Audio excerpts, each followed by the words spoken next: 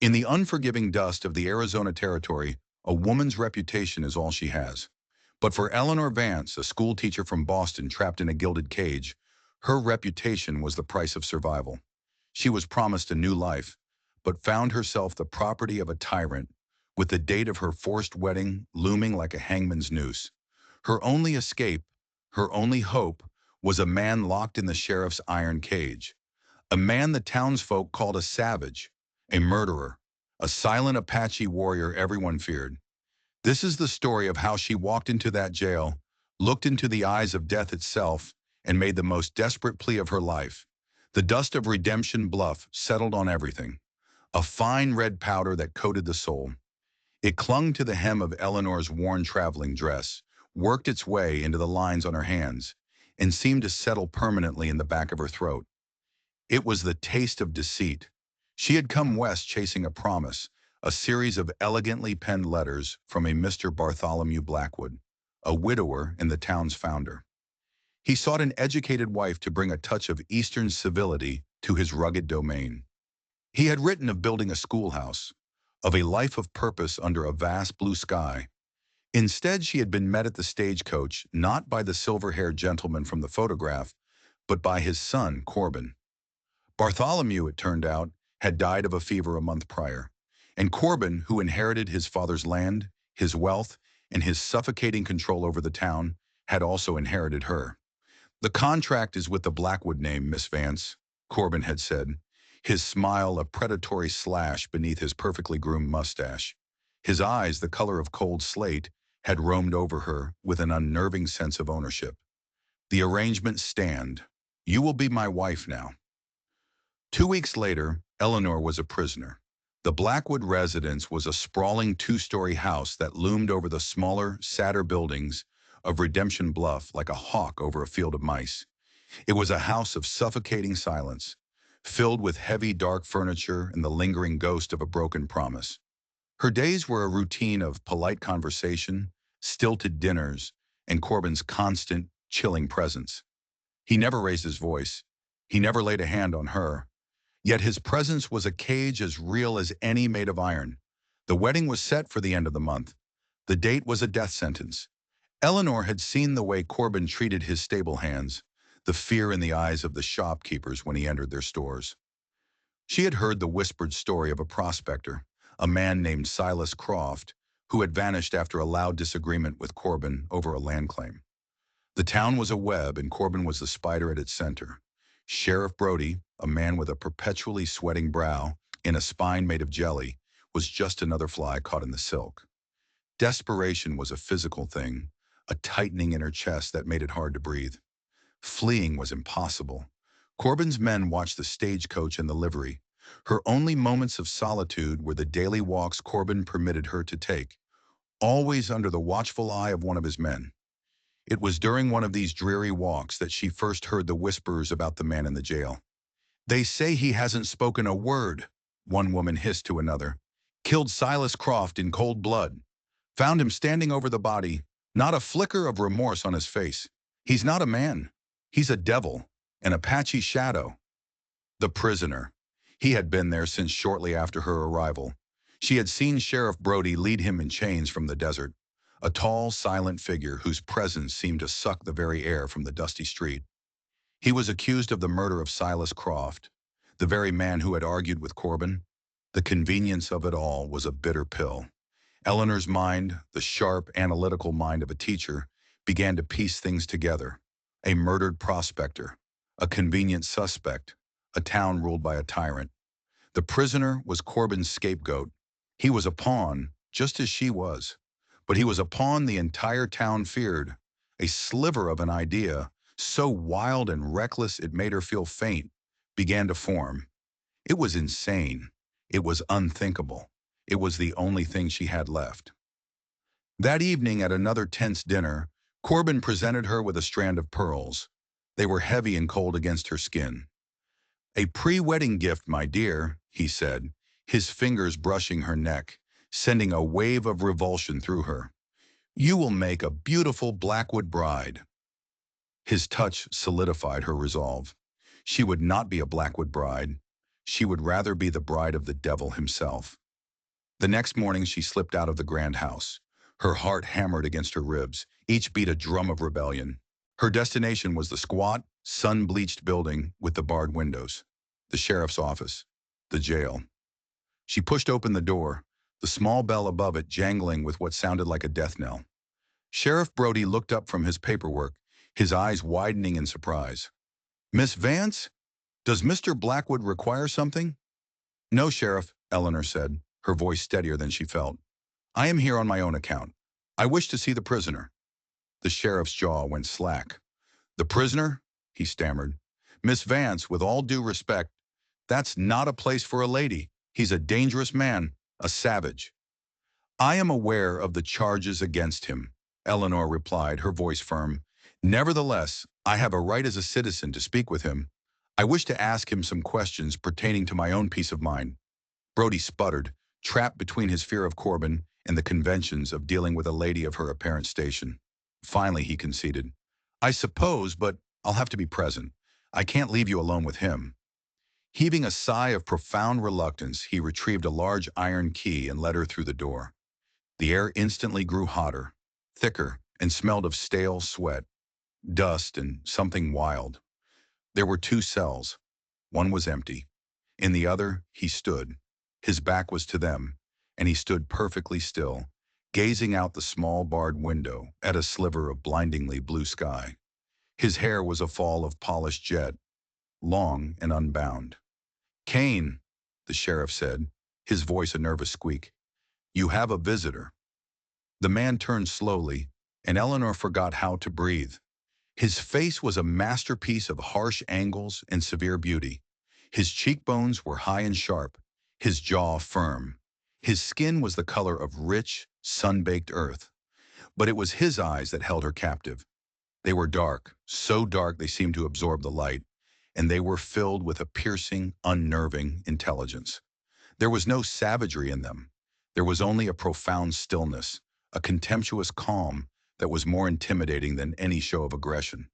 He looked at her, and she felt utterly transparent, as if he could see the frantic, desperate beating of her heart. His gaze flickered to the sheriff for a bare second, a look of such withering disdain that Brody actually took a step back. Then his eyes returned to Eleanor. He said nothing. "Leave us," Eleanor said, her voice a whisper. "Miss Vance, I can't—" "Stand by the door, Sheriff," she commanded, finding a reserve of strength she didn't know she possessed. "If I scream, you may come in. Until then, you will grant me my privacy. Or would you prefer I discuss your reluctance with Mr. Blackwood?" The threat worked. Brody retreated, leaving the door slightly ajar. Eleanor stepped closer to the bars. She could smell the scent of the desert on him, of sage and dry earth. "They call you Kane," she began. He remained silent. "They say you murdered Silas Croft." A muscle twitched in his jaw. "I don't believe them," she pressed on, the words tumbling out. "I know what Corbin Blackwood is. That prospector found something on Blackwood's land, didn't he? Gold, perhaps. And Corbin silenced him. And you were in the wrong place at the wrong time. That is why you are in here." Still he said nothing, a mask of stone. "My name is Eleanor Vance," she said, her voice cracking with desperation. "Corbin Blackwood means to marry me. In 13 days I am to become his wife, his property. I will not do it. I would rather die." She took a ragged breath. "I have no money, no allies, no way to escape this town. You are my only hope." Finally he spoke. His voice was deeper than she had imagined, a low rumble that seemed to come from the earth itself. "What do you want from a man in a cage?" This was it, the moment of her utter madness. "I want you to save me," she whispered, "and I will save you." A flicker of something, curiosity, amusement, passed through his dark eyes. "How?" Eleanor straightened up. "There is an old territorial law. I found it in a book in Bartholomew's study. A man awaiting trial for a capital crime cannot be denied a final request. The law specifically mentions the right to marry. It is a right. Sheriff Brody is a weak man, but he fears the letter of the law almost as much as he fears Corbin. If you request it, he will have to perform the ceremony." She watched his face, searching for any reaction. "Marry me, Kane," she begged. "Please. As your wife, I would no longer be Eleanor Vance." The woman contracted to the Blackwood name. "Corbin could not touch me. His claim would be nullified." The silence that followed was the most profound she had ever known. Kane's eyes searched her face, not with passion or pity, but with a cold, calculating intensity. He was weighing her, measuring her resolve, her use to him. "You would trade one cage for another," he said, his voice flat. "Why?" "Because your cage has bars I can see," she answered, the truth of it raw and sharp. "Corbin's is invisible, and it is everywhere. With you, I would be the wife of a man the whole town fears. They would leave me alone. And my freedom would be in securing yours." He stepped closer to the bars. "You want a shield?" "Yes. And what do I get? A wife who will weep in the corner while I hang." "No," she said, her chin lifting. "You get an ally. I know Corbin framed you. You need proof. You need someone on the outside. Someone who can get close to him, to his house. I have been in that house. I know its layout. I will be your eyes and ears. I will find the proof you need to walk free. I swear it." He was quiet for a long time, his dark eyes boring into hers. He was looking for the lie, the weakness. She held his gaze, pouring every ounce of her sincerity into that silent contest. Finally, a slow, cold smile touched his lips. It was not a smile of warmth, but of grim, dangerous understanding. "Sheriff!" Kane called out, his voice resonating through the small building. He did not take his eyes off Eleanor. Brody scurried back into the room. "What is it?" "This woman," Kane said, his voice like stones grinding together, "has made a proposal. I accept." He looked back at Eleanor, the cold fire in his eyes sealing their pact. "Tell him the law. We will be married today." The sheriff's face cycled through a palette of colors, from ghostly white to a blotchy, apoplectic red. "Married? You can't be serious. This is preposterous. Mr. Blackwood will have my hide." "The law, Sheriff," Eleanor stated, her voice surprisingly calm. "Territorial Statute 113, Section 4. It grants the prisoner the right to settle personal affairs, including the sanctification of marriage prior to trial. It is non-negotiable." "But a license, a preacher," Brody stammered, grasping at straws. "The law also states that in the absence of a clergyman, a civic official, such as a sheriff, is empowered to perform the rite." Kane's deep voice cut through. "And a verbal declaration before a witness constitutes a binding contract. You, Sheriff, are the official, and you are the witness." Brody looked as though he was about to faint. He was trapped. Eleanor pressed her advantage. "My union with Mr. Blackwood is a private contract. It has not been sanctified. This, however, would be. And if word were to reach the territorial marshal that you denied a prisoner his legal rights." The unspoken threat hung in the air. Brody's face crumpled in defeat. "All right," he breathed, the word a puff of pure misery. "Get on with it." And so the strangest of weddings took place. The bride on one side of the iron bars, the groom on the other. Their only official was their shared jailer, a man sweating with fear. "Do you, uh, Kane, take this woman, Eleanor Vance, to be your lawfully wedded wife?" Brody mumbled. Kane's dark eyes were locked on Eleanor's. "I do." The two words were a vow of iron, a seal on their desperate bargain. "And do you, Eleanor Vance, take this man, Kane, to be your lawfully wedded husband?" Eleanor's heart hammered. "I do." "Then, I pronounce you man and wife," Brody finished in a rush, slamming his Bible shut. "There, it's done. Now, Mrs. Kane, I suggest you leave." Just as he spoke, the bell over the office door jangled violently. The door was thrown open. Corbin Blackwood stormed in, his face a mask of thunderous rage. "Brody, what is the meaning of this?" Corbin roared, his eyes finding Eleanor by the cell. "Eleanor, get away from that animal. What are you doing here?" "I am his wife, Corbin," Eleanor said, the words feeling alien on her tongue. She stepped away from the bars, turning to face him. Corbin stopped dead. He stared at her, then at the defeated slump of the sheriff, and then at the silent, watchful figure in the cell. A slow, incredulous laugh escaped his lips. His wife? You've gone mad. This is a pathetic joke. Our contract is nullified, Eleanor finished. The terms of the contract can no longer be met. Corbin's face darkened. He took a menacing step toward her. You think this little charade will protect you? You are mine. He reached for her arm, but Kane's voice, low and dangerous, stopped him cold. Touch my wife, and I will show you how I earned my name. The threat was not loud, but it filled the small room with a chilling promise of violence. Corbin froze, his hand hovering. He looked at Kane, who was now gripping the bars of his cell, his knuckles white. The placid calm was gone, replaced by a deadly intensity. For the first time, Eleanor saw fear in Corbin Blackwood's eyes. Corbin slowly lowered his hand. He masked his fear with a sneer. Enjoy your new accommodations, Mrs. Kane, he spat. Your husband will hang before the month is out, and when he does, I will be waiting. This town is still mine. He turned and stormed out. Eleanor let out a breath she hadn't realized she was holding. She had done it. She had escaped. But she had thrown herself into an even more uncertain future. She looked at Kane. His expression was once again impassive. You have your shield, he said. Now I expect you to uphold your end of the bargain. My freedom. She was the jailer's wife now, a pariah, and her war had just begun. Life as Mrs. Kane was a study in isolation. Redemption Bluff, which had treated her with a cautious deference as Corbin Blackwood's intended, now shunned her with silent hostility. When she walked to the mercantile, women would pull their children close and cross the street. Men would stop talking and stare, their expressions a mixture of contempt and fear. She was a traitor to her own kind, the woman who had willingly bound herself to the town's caged monster. The small deputy's room at the back of the jail became her entire world. A narrow cot, a small table, a single chair. It was a cell of its own, but it was a fortress compared to the opulent prison of the Blackwood house.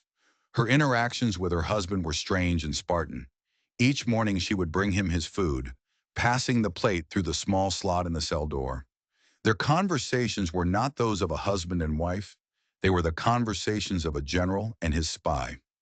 Corbin keeps his ledgers in his father's study, Kane said one morning, his voice a low murmur. On the bottom shelf, behind a set of books on geology.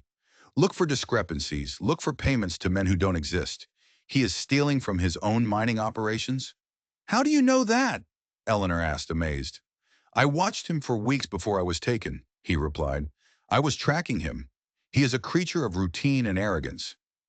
From the confines of his cell, he was teaching her to see, to observe.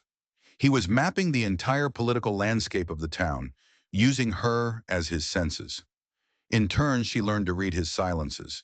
She saw the way his muscles tense when one of Corbin's men swaggered past the jail. She began to see not an animal, but a man of incredible discipline. Corbin did not let her go easily. He instructed the mercantile owner to triple the price of goods for her. He saw to it that the water barrel nearest the jail was always mysteriously empty. Petty cruelties designed to break her. One afternoon, as she was lugging 2 heavy buckets of water from the far end of town, 2 of Corbin's men blocked her path. Well, well, the taller one sneered. The savage's wife. You look tired, ma'am. Maybe you made a mistake. He reached out as if to touch her hair. Eleanor flinched back, stumbling, and water sloshed over the side of the bucket. Before the man's hand could make contact, a new voice cut through the air. That's far enough, boys. It was Reverend Michael, the town's young, earnest preacher. He stood between Eleanor and Corbin's men, his Bible clutched in his hand like a shield. She is under my protection, the Reverend said, his voice gaining strength. This is a house of God. Leave her be. The men, hesitant to attack a preacher, ambled away with a final contemptuous glare. Thank you, Reverend, Eleanor breathed, her heart still pounding. What Corbin is doing is a sin, he said, his kind eyes filled with concern. If you ever need sanctuary, my door is always open. This small act of kindness was a beacon, a crack in Corbin's wall of control. When she recounted the event to Kane later, he listened intently. The preacher, he said after a long silence, he was friends with Silas Croft. It was another piece of the puzzle, a potential ally. Her opportunity came a few days later. A fierce dust storm blew in, blanketing the town in a thick, choking cloud of red. The streets were deserted. It was the perfect cover. "Go now," Kane urged her from the shadows of his cell. "He will be at the saloon, drinking. This is your chance. Find the ledger." Her blood ran cold, but she knew he was right. This was what their bargain was for.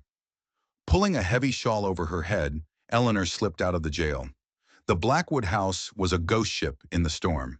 She found the kitchen door unlocked and slipped inside. She reached the study, lit a small lamp, and went straight to the bookshelf. Behind the geology books, tucked away in the shadows, was a thick leather-bound ledger. She opened it. The pages were filled with Corbin's neat script, columns of figures, dates, names. And then she saw it, a separate page tucked into the back. It wasn't numbers. It was a crude map showing a small canyon with an X, and beside it, a series of notes. SC claim, rich vein, stubborn fool, final offer. SC, Silas Croft. This was it, the motive. Suddenly, she heard the front door open. Heavy footsteps. Corbin was back. Panic seized her. She shoved the ledger back, replaced the books, and extinguished the lamp, plunging the room into darkness. She flattened herself behind the heavy velvet curtains, praying the darkness would hide her. He entered the study, striking a match. He lit the main oil lamp on his desk. He poured himself a whiskey, his back to her. He seemed agitated, pacing. Eleanor held her breath, certain he would hear the frantic thumping of her heart.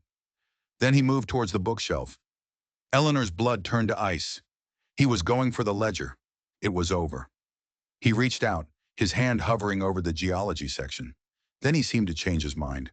He shook his head, muttered something, and grabbed the whiskey bottle before stalking out of the room, slamming the door behind him. Eleanor waited, not daring to move. She listened to his footsteps ascend the main staircase. Only then did she allow herself to breathe. She fled the house as silently as she had entered, melting back into the swirling chaos of the storm. She recounted everything to Kane, her voice an urgent whisper. "It is a motive," he said when she had finished, "but it is not proof of murder. A jury could be convinced it was a simple land dispute. We need more. We need the weapon. Or we need a witness." A witness. The whole town was terrified. No one would dare speak out. "The preacher," Kane said, his voice certain. "He has a conscience. A conscience is a heavy burden. We must make it heavier." Eleanor spent the next week attending Reverend Michael's services.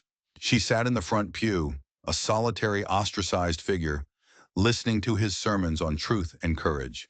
After each service, she would speak with him, her gentle questions planting seeds of guilt. Mr. Croft was a good man, wasn't he, Reverend? To have his death blamed on an innocent man must weigh heavily on a town's soul. She could see the conflict in his eyes. He was a man caught between his faith and his fear. He knew the truth. The breaking point came during a Sunday service. The Reverend's sermon was on the 9th commandment, "Thou shalt not bear false witness." His voice was filled with a pained, desperate fire. He wasn't just preaching to his small congregation. He was preaching to himself. After the service, Eleanor remained behind. "Reverend," she began softly, "on the night Silas Croft was killed, did you see anything?" He froze. I don't know what you mean, my child." "I think you do," Eleanor pressed. "He came to you that evening, didn't he? He was afraid. He told you about the gold, and that Corbin Blackwood had threatened him." The Reverend turned, his face pale. "How could you know that?" "Because it's the truth," Eleanor whispered. "An innocent man is going to hang for a crime you know he did not commit. His life is in your hands." A tear tracked its way down the preacher's cheek. "I am a coward," he choked out, his composure finally shattering. "Silas did come to me. He was terrified. He showed me the assay report. He said Corbin had given him a final ultimatum. Sign over the claim or disappear. Later that night, I heard a gunshot from the canyon. I was afraid. I barricaded my door and I prayed. The next morning, they brought in your husband, and I said nothing." "Your word backed by evidence," Eleanor said, her heart pounding. "We have the motive. We just need you." Your testimony will be the stone that starts the avalanche. She knelt beside him. Courage is not the absence of fear, Reverend. It is acting in spite of it. He looked up at her, his eyes shining with tears. Behind the fear, a tiny spark of resolve was igniting. The trial is in 2 days, Eleanor said. The circuit judge arrives tomorrow. Will you speak the truth? He took a deep, shuddering breath. He nodded slowly. I will, he whispered. May God have mercy on my soul. The arrival of Circuit Judge Alistair Wright, a stern, hawk-nosed man flanked by 2 U.S. Marshals, signaled an authority that Corbin Blackwood could not control. The air in Redemption Bluff crackled with anticipation. The trial was convened in the saloon. Kane was led from his cell, not with the defeated shuffle of a condemned man, but with a quiet, unnerving dignity. He was seated between the two marshals, his gaze sweeping over the crowd before landing on Eleanor. She sat in the front row beside a pale but resolute Reverend Michael. Across the room, Corbin smirked, seated beside a hired lawyer from Tucson, radiating an unshakable confidence. The prosecution's case was simple. Sheriff Brody testified that he'd found Kane standing over Silas Croft's body, holding a bloody knife. When the judge asked for the defense, Kane rose. I will speak for myself. He did not address the judge. Instead, he turned to the people of Redemption Bluff. You have all judged me a murderer based on the color of my skin. But the man who killed Silas Croft does not wear chains. He wears a fine suit and sits among you. He pointed directly at Corbin Blackwood. A collective gasp rippled through the saloon. You have no proof, you lying savage, Corbin sneered. I have a witness, Kane stated. I call Reverend Michael to the stand. The Reverend's walk to the front of the room was the bravest act of his life. He told the court of Silas Croft's terror, of Corbin's threats, and of the gunshot he heard piercing the night. With every word, Corbin's confident smirk tightened into a rictus of fury. Silas Croft was killed by a gunshot, Kane said, turning to the sheriff. Yet I was found with a knife. Did you find a gun? Sheriff Brody miserably shook his head. Because the killer took it with him, Kane concluded, but in his arrogance, he left other proof. He looked to Eleanor. Mrs. Kane, please present the ledger. Her heart pounding, Eleanor walked forward and handed the heavy book to a marshal. She explained where she had found it, pointing out the damning page with the crude map. Judge Wright examined it, his expression hardening. The townspeople were no longer looking at Kane with fear, but at Corbin Blackwood with dawning horror. These are lies, fabrications, Corbin roared, leaping to his feet. This savage and his whore conspired against me. She trespassed in my home.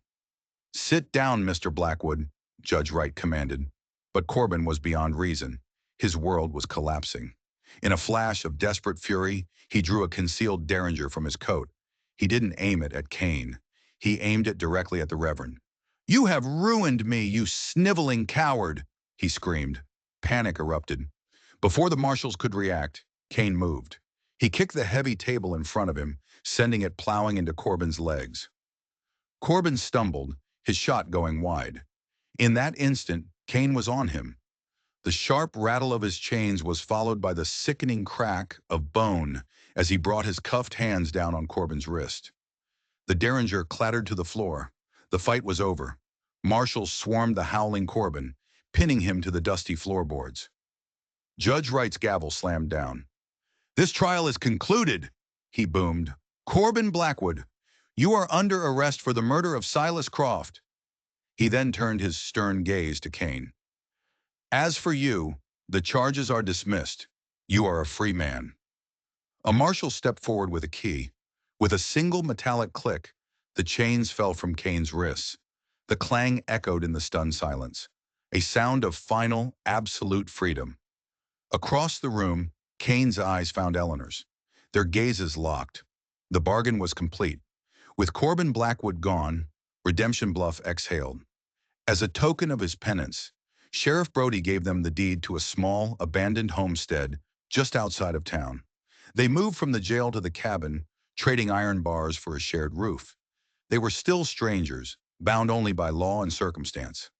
One evening, as they sat on the porch watching the desert stars emerge, Kane broke the silence. The bargain is complete, he said. You are free. You can take the next stage east. Eleanor considered it. The thought of returning to Boston, to its polite society and rigid expectations, felt like trading one cage for another. The unforgiving West had changed her.